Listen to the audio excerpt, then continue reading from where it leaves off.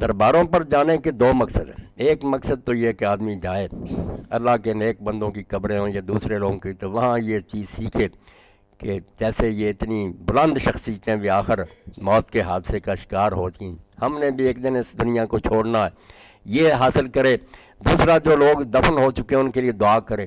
یہ تو دو جائز مقصد ہے. حضور نے فرمایا میت کے لیے استغفار کرو، خود یہ نصیحت حاصل کرو کہ ہم نے بھی دنیا چھوڑنا. مگر اگر اس کی بجائے اس کو بت خانہ بنا لیا جائے کہ وہاں جا کر ان سے مانگنا شروع کر دیا جائے، تو یہ تو الٹی گنگا ہوئی. کوریں دفن ہوئے دیکھ کر تو یہ دیکھنا تھا کہ بے بسی کا یہ حال ہے. اتنے بلند لوگ بھی اب قبر کے نیچے دفن ہیں، مگر الٹا ان کو خدا بنا لیا، ان سے مرادیں مانگنے لگے. از قبور کوہنا می جو حیات، پرانی قبروں سے جا کر آپ حاجتیں مانگیں تو یہ عقل کا ماتم ہی کرنا. دین اس کی اجازت کیسے دے سکتا؟ دین میں تو صرف اہل قبور کے لیے استغفار اور خود اپنے لیے عبرت پکڑنا، یہ دو ہی مقصد حضور نے بیان کیے ہیں. باقی دعاؤں کے لیے آپ کا گھر ہی کافی ہے، مسجد میں چلے جائیں، اللہ سے دعائیں مانگیں، سنیں گا اللہ پاک. تقدیر کی طرف سے